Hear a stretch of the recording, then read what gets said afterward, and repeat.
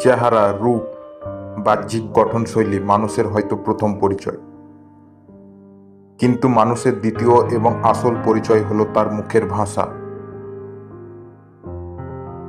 সেই মুখের ভাষাই হলো ব্রহ্মাস্ত্র। নিজের দ্বিতীয় পরিচয়কে পরিপূর্ণ ও পারফেক্ট করে নাও। এতটা পারফেক্ট করে নাও যাতে মানুষ প্রথম পরিচয়টাকে ভুলে যায়। শব্দের দুনিয়ার বাদশাহ হয়ে যাও।